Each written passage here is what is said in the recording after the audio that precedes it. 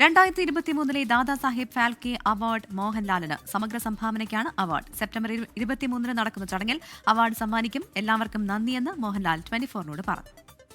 Hello, congrats. വളരെ സന്തോഷം ദീപക്. എന്താണ് ഒരു അതിന്റെ ജൂറിയോടും നമ്മുടെ ഇന്ത്യൻ ഗവൺമെന്റിനോടും ആദ്യം നന്ദി പറയുന്നു. എന്നെ ഇത്രയും വർഷം 48 വർഷം എന്റെ കൂടെ സഞ്ചരിച്ച എല്ലാവർക്കും. എന്റെ കുടുംബമാണ് സിനിമ, എന്റെ ശരിക്കുള്ള കുടുംബം.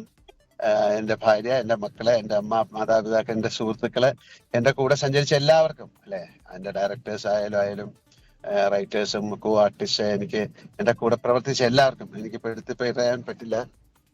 ഞാനുമായിട്ട് ബന്ധപ്പെട്ട് എല്ലാവർക്കും ഇതിന്റെ നന്ദി പറയുന്നു. ഇതൊരു എനിക്കൊരു വളരെയധികം സന്തോഷിക്കാവുന്ന കാര്യമാണ്.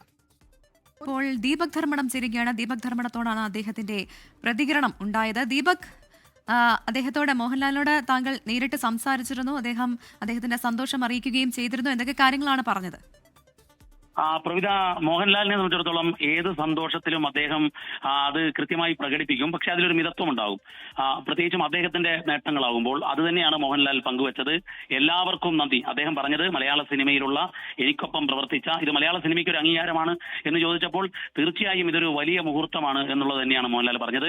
അതിനൊപ്പം അദ്ദേഹം പറഞ്ഞത് എന്റെ അച്ഛൻ, അമ്മ, ഭാര്യ, മക്കൾ, കുടുംബം, അതുപോലെ സിനിമകളിൽ ഓരോ സിനിമകളിലും എന്നോടൊപ്പം പ്രവർത്തിച്ച സംവിധായകർ, സഹനടന്മാർ എല്ലാവർക്കും നന്ദി പറയുന്നു എന്നുള്ളതാണ്. ഇതിനൊപ്പം തന്നെ അദ്ദേഹം ജൂറിക്കും അതുപോലെ കേന്ദ്ര സർക്കാരിനും നന്ദി രേഖപ്പെടുത്തുകയാണ്. ഒരുപക്ഷെ അടൂർ ഗോപാലകൃഷ്ണന് ശേഷം മലയാളത്തിലേക്ക് ദാദാ സാഹിബ് ഫാൽക്കെ അവാർഡ് മോഹൻലാലിലൂടെ എത്തുമ്പോൾ അത് മോഹൻലാലിനും വലിയ സന്തോഷം ഉണ്ട് എന്നുള്ളത് തന്നെയാണ്.